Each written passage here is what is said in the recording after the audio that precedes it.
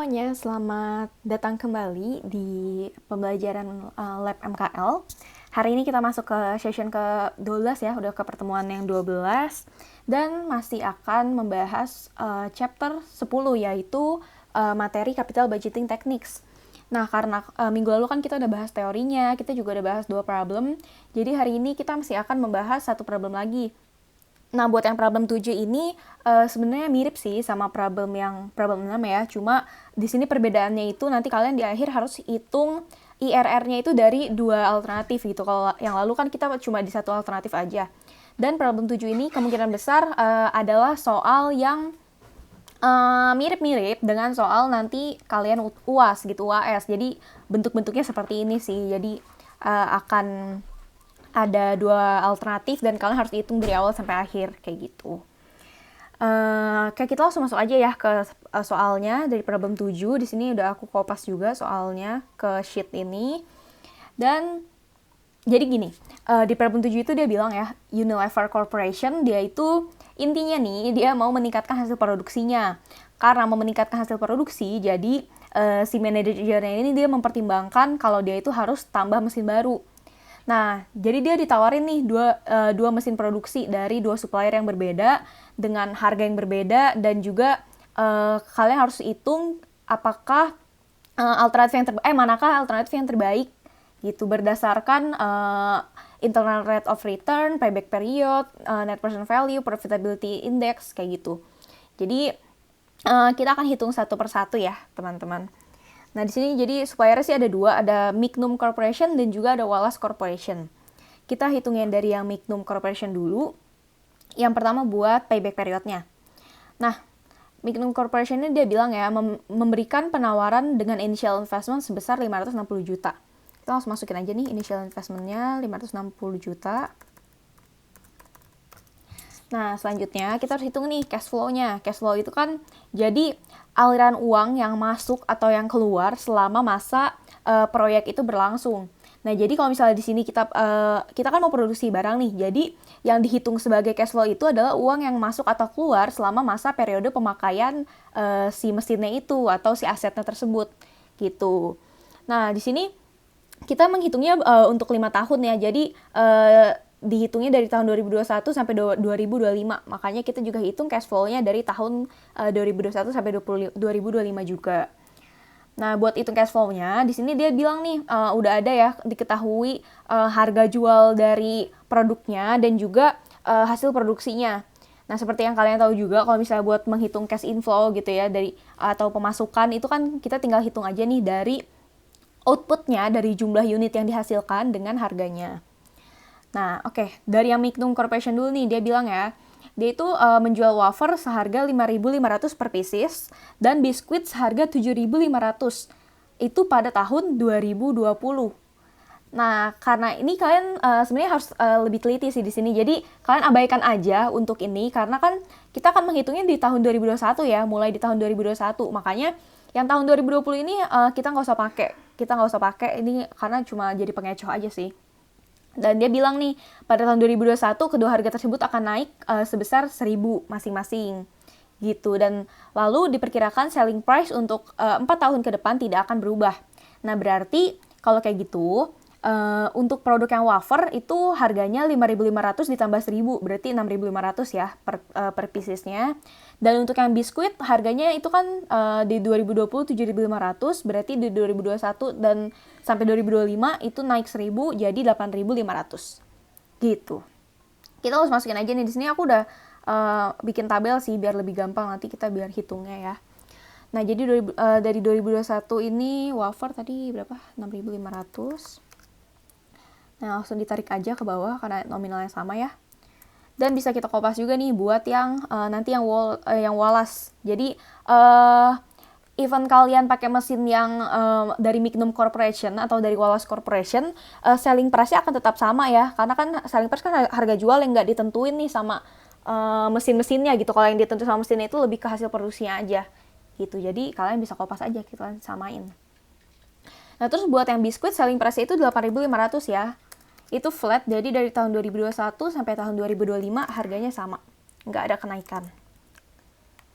Gitu. Oke, kalau gitu kita bisa hitung nih, karena di sini kan biasanya ada satu produk ya. Kalau di sini sekarang dua produk, makanya kita hitung masing-masing nih. Jadi buat yang Mignum Corporation ini kan ini ada apa namanya hasil output yang dihasilkan di tahun 2021 itu ada 15.000 pieces, terus di tahun 2022 itu 17.000, 2023 16.000, 2024 13.000 dan 2025 11.000 pieces. Nah ya berarti buat hitung cash flow dari wafer ini, dari penjualan yang wafer ya, kita tinggal kaliin aja selling price dikali sama hasil produksinya. Udah. Habis itu buat yang biskuit juga sama, secara perhitungannya tinggal selling price dikali sama hasil produksi.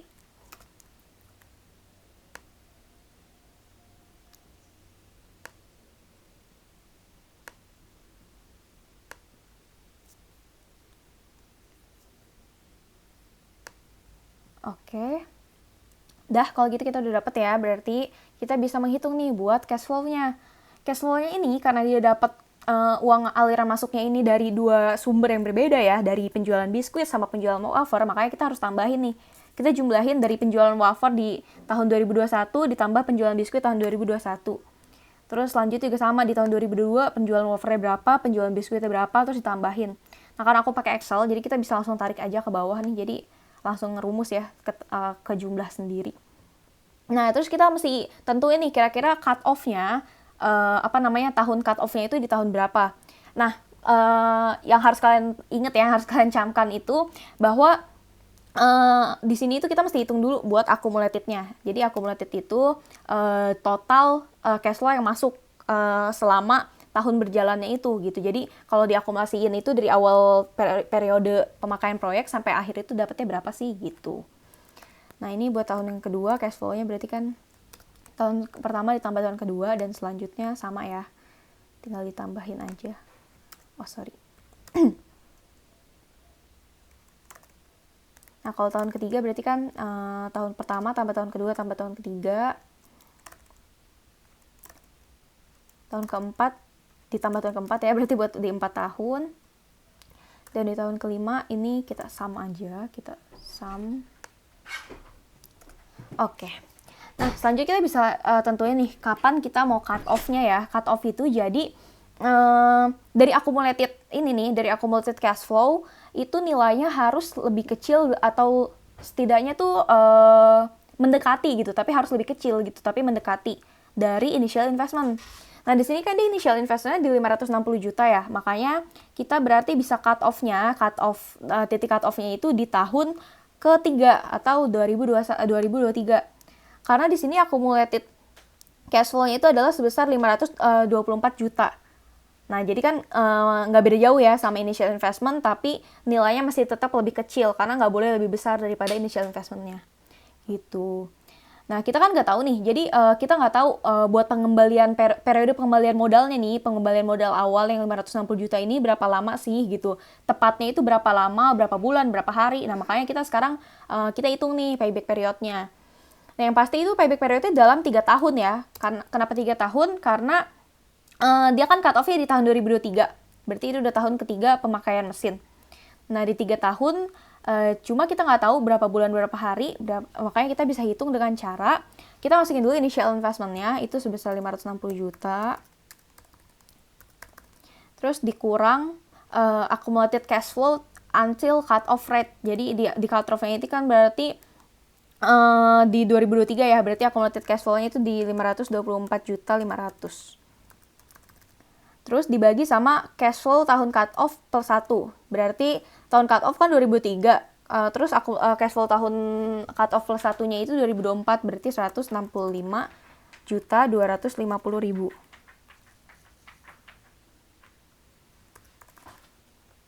Terus dikali sama 12 bulan. Nah, oke, di sini berarti kita bisa masukin 3 tahun plus kita nggak tahu ya berapa bulan atau berapa harinya nih. Nah, 560 juta dikurang 524.500.000 dibagi 165.250 dikali 12 bulan.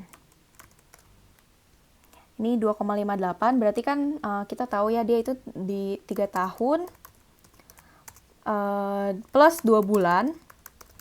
Nah, plus 0,58 bulan. Nah, kita mesti convert nih dari 0,58 ini jadinya berapa hari. Nah, berarti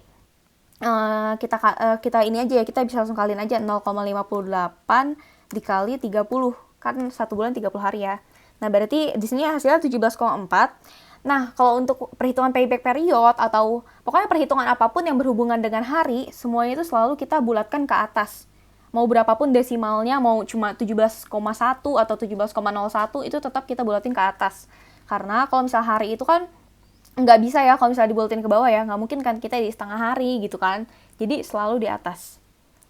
Nah, berarti kalau kayak gini, kita bisa tahu nih payback periodnya atau periode pengembalian modal untuk mesin yang dijual sama Micnum Corporation itu adalah selama 3 tahun, 2 bulan, 18 hari. Gitu.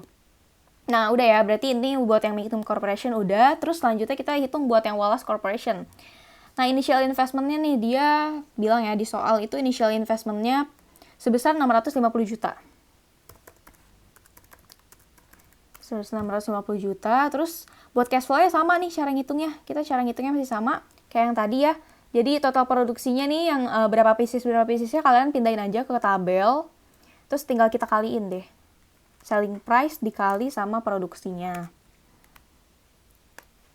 Selling price dikali produksi. Buat yang wafer dan yang biskuit juga sama ya. Caranya kayak gitu juga. Terus habis itu kita bisa langsung hitung buat cash flow-nya. Cash flow itu hitung dari jumlah cash flow dari penjualan wafer ditambah cash flow penjualan biskuit. Terus kita tarik aja ke bawah sama ya. Lalu hitung akumulatifnya nih. Buat di tahun yang pertama berarti akumulatifnya baru yang tahun pertama aja, baru 200 juta. Tahun kedua berarti tahun pertama tambah tahun kedua. Nah, tahun ketiga ini berarti kita ini aja deh, kita pakai sama aja ya. Tahun ketiga. Terus kalau tahun keempat berarti dari tahun pertama sampai tahun keempat dihitung jumlahnya.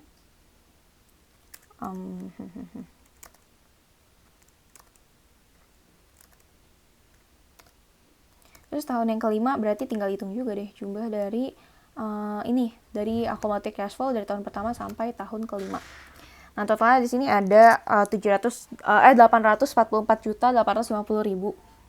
Nah, karena di sini kan harga initial investment-nya atau harga mesinnya itu kan 650 juta ya.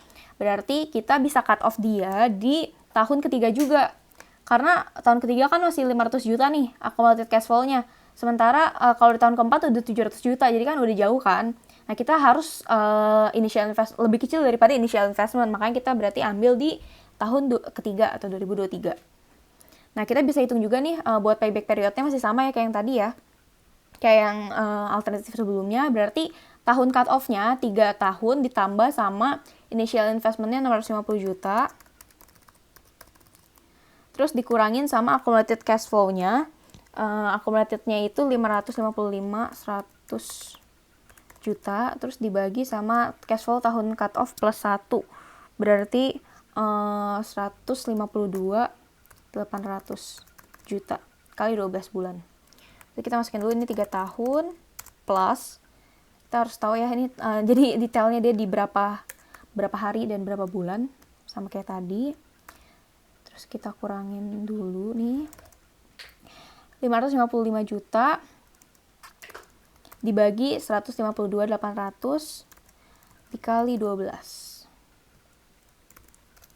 Nah, di sini kita dapat 3 tahun 7 bulan koma berapa ya gitu ya. Nah, berarti ini tinggal kita kurangin aja nih. Jadi gini caranya.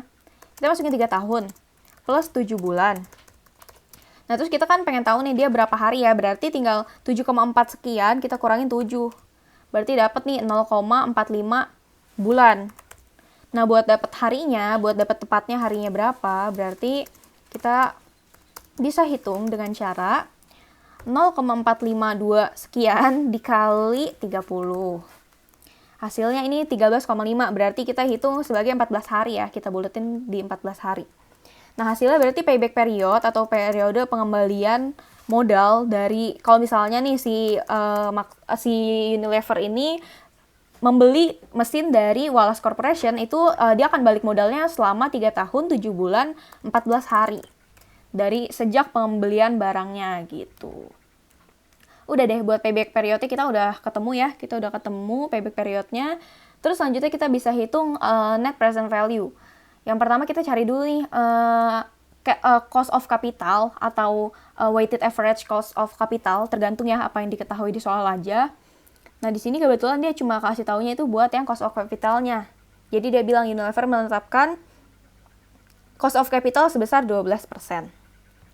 Nah, berarti di sini R-nya atau COC-nya itu 12%. Udah, habis itu kita bisa hitung deh net present value-nya. Nah, buat net present value ini total tabelnya sama kayak gini. Buat cash flow-nya, kita bisa kopas dari yang atas ya, karena nilai cash flow itu sama. Gitu. Nilai cash flow-nya itu sama. Nih buat yang Mignum Corporation dulu ya, kita hitung. Nah, terus buat PPIF-nya nih, PPIF itu kan rumusnya itu 1 dibagi 1 plus cost of capital ya, dibagi 1 plus 12%. Pangkat N. N-nya itu berarti ini tahun ya, pangkat tahun. Pangkat N. Udah, berarti kita hitung nih buat tahun pertama sampai tahun kelima. Tinggal diganti pangkatnya aja. Berarti ini kalian bisa langsung pakai aja dari ininya ya, dari table ya. Jadi kalau ditarik tuh langsung ketemu hasilnya. Terus habis itu kita bisa dapat present value of cash flow-nya dengan cara dari cash flow yang tadi kita udah cari di atas ya, uang yang kita terima selama periode proyek tersebut, terus dikali sama PPIF-nya, sama present value interest factor-nya. Nah, kita dapat deh present value of cash flow-nya. Habis itu kita mesti cari total dari present value of cash flow dengan cara kita sum aja. Kita totalin ya, maksudnya totalin dari tahun pertama sampai tahun kelima. Habis itu kita bisa dapetin net present value. Nah, net present value ini rumusnya adalah dari total present value of cash flow dikurangin sama initial investment-nya. Initial investment-nya Mignum Corporation kan 560 juta. Berarti net present value-nya atau NPV-nya itu sebesar 43.807.732 juta. Nah, kita udah dapat ya, berarti net present value dari si Mignum. Terus sekarang kita yang Wallace Corporation. Caranya masih sama. Kita masukin dulu cash flow-nya yang tadi kita udah hitung di atas. Dari tahun pertama sampai tahun kelima.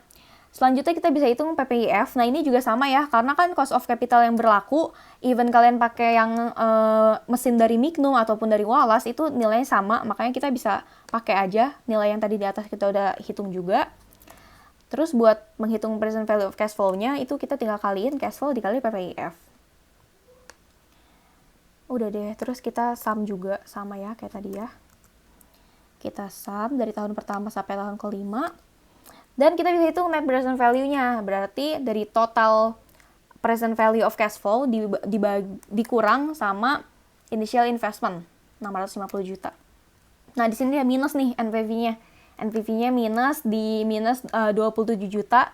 Berarti ini ini mengindikasikan bahwa kalau misalnya kita beli mesinnya itu dari yang Wallace Corporation, kalau misalnya nilainya itu kita sekarangin ya, kita present value-in itu akan minus gitu. Nah, kalau yang kita udah belajarin di sebelumnya kan, di teori itu pertimbangan kita untuk mengambil atau tidak mengambil proyek, kalau dari NPV ya, based on NPV itu kalau misalnya NPV-nya negatif, jadi kita harus ambil yang positif. Nah, udah, tapi ini kita decide nanti di akhir sih, jadi ini kita biarin dulu aja. Nah, terus lanjut kita hitung dulu nih profitability index. Rumusnya profitability index itu present value of cash flow dibagi sama initial investment. Present value of cash flow itu yang ini ya, yang tadi kita udah hitung nih. Berarti kalau buat yang Mignum Corporation itu dia 603 juta. Terus dibagi sama initial investment. Initial investment-nya. Dah, kita dapat profitability index dari Mignum Corporation itu 1,08. Terus kalau yang Wallace Corporation itu sama ya, tinggal present value-nya nih totalnya, total present value of cash flow dibagi initial investment. Jadi bedanya sih kalau misalnya kalian di menghitung NPV itu present value of cash flow-nya kan dikurangin ya sama initial investment, tapi kalau di profitability index itu dibagi. Bedanya gitu aja sih, dikurang sama dibagi. Nah, kita udah dapat nih PI-nya buat yang Mignum dan Wallace. Seperti teori juga, kalau misalnya kita mengambil proyek berdasarkan PI itu harus yang profitability index atau PI-nya di atas 1. Berarti di sini kita bisa pilih yang Mignum ya, karena dia kan di atas 1 nih. Nah, next kita langsung masuk buat menghitung internal rate of return. Jadi, kalau internal rate of return itu di sini kita kayak pakai interpolasi sama kayak waktu kalian menghitung bonds valuation. Jadi pakai metodenya trial and error ya, coba-coba gitu ya. Kira-kira berapakah persentase dari RR2 yang bisa menghasilkan nanti itu present value of cash flow-nya lebih kecil daripada initial investment-nya gitu. Jadi kalau bisa sih benar-benar mendekati tapi harus lebih kecil gitu, nggak boleh lebih besar. Nah, sekarang itu kita masukin dulu nih yang udah kita hitung tadi ya. Buat NPV itu kan kalau buat yang Mignum Corporation tadi net present value-nya sebesar 43.807.732. Terus di sini RR1 atau required rate of return atau di sini tuh dia COC ya, cost of capital-nya itu sebesar 12%. Tadi kita udah diketahui di soal. Nah, terus di sini yang kita cari kan NPV 2 ya, kita cari. Nah, kira-kira berapa sih nilai dari cost of capital yang dibutuhkan untuk menghasilkan NPV 2-nya itu biar nanti dia negatif gitu. Nah, di sini kita coba-coba ya, balik lagi kita coba-coba dan aku akan mencoba di 16%. Sebenarnya buat range-nya ini sih sebenarnya di 2-3%. Di 2-3% dan nggak jauh gitu. Tapi kalian bisa coba-coba juga pakai yang lebih besar kalau misalnya dia range-nya itu agak jauh gitu loh dari NPV dan juga initial investment. Nah, terus buat cash flow-nya, ini cash flow-nya sama ya, masih kayak yang tadi di atas. Buat Mignum Corporation masih sama.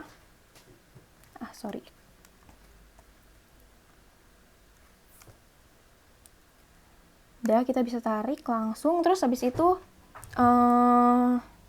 di sini P47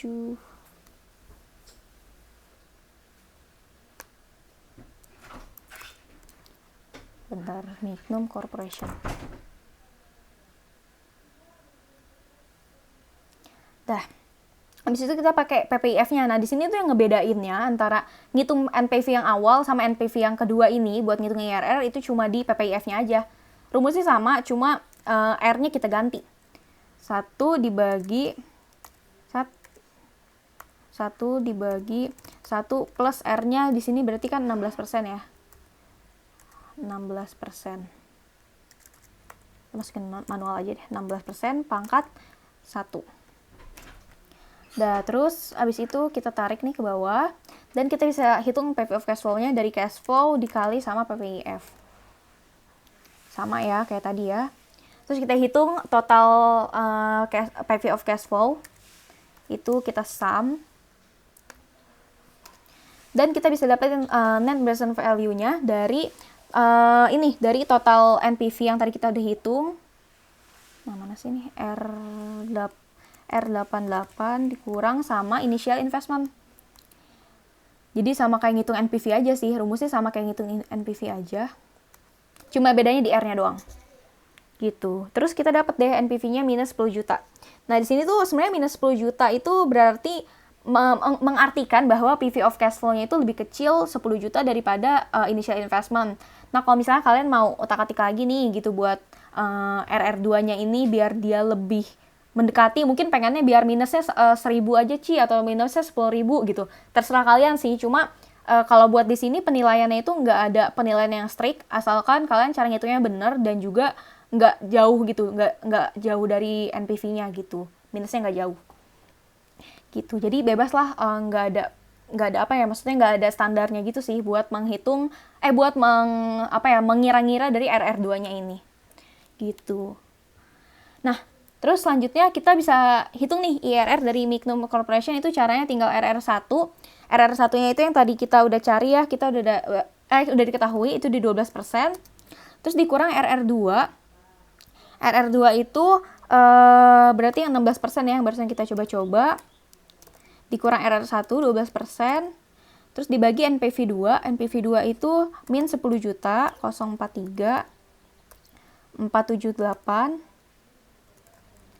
Terus dikurangin NPV1-nya itu 43 juta, 807, 732. Terus dikali sama NPV 1-nya lagi. NPV 1-nya berarti yang 43, 807, 732. Nah, berarti di sini 12% minus 3,25%. Kalian bisa hitung ini pakai kalkulator aja ya. Nanti pakai kalkulator biar lebih akurat. Berarti hasilnya itu dia karena minus ketemu minus jadi plus ya. Plus 15,25%. Nah, ini berarti IRR dari Micnom Corporation. Jadi internal rate of return kalau misalnya kita membeli mesin dari Micnom Corporation. Nah, selanjutnya kita menghitung juga nih buat alternatif yang kedua, yaitu dari Wallace Corporation. Caranya juga masih sama. Kita masukin dulu NPV 1-nya. NPV 1-nya itu tadi kita hitung kan dia yang minus 27 juta ya. Minus 27 juta. Nah, terus RR2-nya tadi sama 12%. Nah, terus NPV2 yang kita tanya, dan RR2 ini yang kita harus kira-kira. Nah, jadi gini sih teman-teman. Intinya kalau buat menghitung IRR itu, kalian harus dapat hasil yang berbanding terbalik. Jadi gini, kalau misalnya kayak yang tadi nih, Micnom Corporation itu kan dia PV of cash flow-nya itu di atas dia positif ya. Berarti di IRR ini kita harus cari yang negatif. Gimana caranya biar NPV-nya negatif? Nah, sementara kalau buat yang Wallace Corporation, dia tadi PV of cash flow-nya itu udah negatif. Nah, makanya sekarang buat di NPV 2 kita harus cari yang berlawanan, berarti kita cari yang positif. Itu selalu seperti itu ya, teman-teman. Jadi selalu kalian cari yang berkebalikan gitu buat menghitung IRR. Karena kan di sini kalian harus interpolasi gitu kan. Nah, makanya jadi patokannya di situ sih. Jadi harus berlawanan sama nilai NPV awal. Kalau NPV awalnya positif, berarti NPV 2-nya kita harus negatif. Nah, sebaliknya kalau NPV 1-nya itu dia udah negatif, NPV 2 kita harus positif. Gitu. Nah, terus di sini kita coba IRR-nya nih ya, RR2-nya ya. Kalau yang tadi, karena dia kan kita mau bikin biar dia negatif ya, makanya rate-nya kita tinggiin. Nah, sementara kalau sekarang di Wallace Corporation ini kita pengen biar RR2-nya itu dia nanti positif gitu, bisa dapat hasil positif, makanya kita kurangin. RR2-nya itu bisa kita kurangin dari awalnya 12% ke 10%. Nah, terus cash flow-nya kita masih sama, kita kopas aja dari yang atas karena nilainya emang sama dari perhitungan atas ya.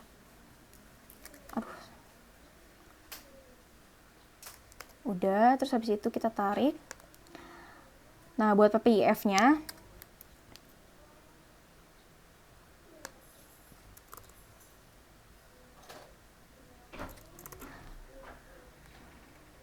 nah, terus buat yang PPIF ini rumusnya juga sama. Jadi 1 dibagi 1 plus R-nya itu 10%, pangkat N-nya nih, tahunnya ya. Tahunnya pangkat 1.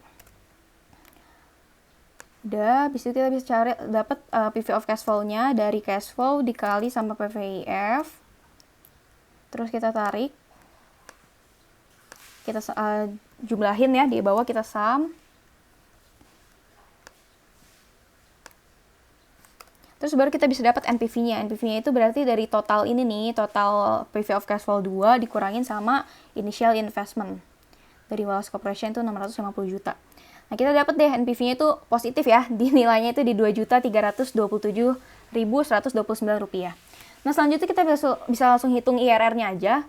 Yang pertama kita masukin RR 1-nya itu 12%, terus RR 2-nya itu 10%, min 12%, dibagi sama NPV 2-nya itu 2.327.129 dikurangin min 27.580.322. Nah, terus dikali sama NPV 1-nya 12%. Dikali NPV 1-nya itu berarti min 27 juta lagi. Min 27.580.322. Nah, di sini berarti dapat 12% ya. 12% ditambah dikurang 1,84. Oh, hasilnya positif. 84%. Nah, berarti hasilnya itu adalah 13,84%. Nah, selanjutnya kita bisa decide nih mana keputusan yang akan dipilih. Nah, kita bisa lihat ya dari yang awal nih, dari payback period. Kita kalau payback period kan harus pilih yang pengembaliannya paling cepat dong, karena logikanya aja kita pengen balik modal pasti di waktu yang lebih cepat gitu, nggak mau balik modalnya lama.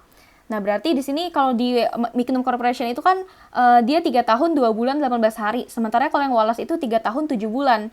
Berarti based on payback period itu kita pilih yang Micnum ya, karena lebih cepat balik modalnya. Nah, terus kalau net present value kita harus pilih yang lebih besar, karena kita pengen net present value itu kan nilai sekarang ya, nilai bersih saat ini gitu. Kalau kita sekarangin tuh nilai nilai mesinnya.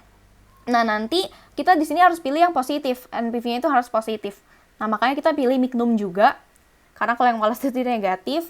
Terus buat profitability index, di sini profitability index itu harus di atas 1. Jadi minimal itu 1 gitu buat dipilih. Nah, di sini kita pilih Micnum juga, karena PI-nya kan di 1,08 kan. Nah, sementara kalau yang Wallace ini di bawah 1, dia 0,96, jadi kita nggak pilih. Nah, terus buat yang internal rate of return, ini intinya kan internal rate of return itu rate atau tingkatan pengembalian gitu ya. Return itu kan pengembalian, tingkatan pengembalian dari kalau misalnya kalian memproduksi barangnya dengan menggunakan ini nih, salah satu alternatif dari 2 alternatif pilihan ini. Nah, di sini kita pasti kalau misalnya return atau pengembalian kita pengen yang gede dong, karena kan untung ya. Kalau misalnya makin gede kan makin untung. Nah, makanya kita pilih yang Micnum Corporation, karena dia pengembalian itu rate-nya di 15,25%.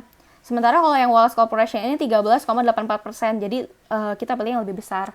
Nah, maka dari itu, dari 4 perhitungan dari capital budgeting techniques yang barusan kita udah hitung, kita memutuskan untuk memilih alternatif Micnum Corporation. Gitu sih. Jadi sekian untuk pembahasan problem 7 hari ini. Nextnya kalian bisa langsung catat aja ya, terus nanti turn in di assignment gitu. Thank you.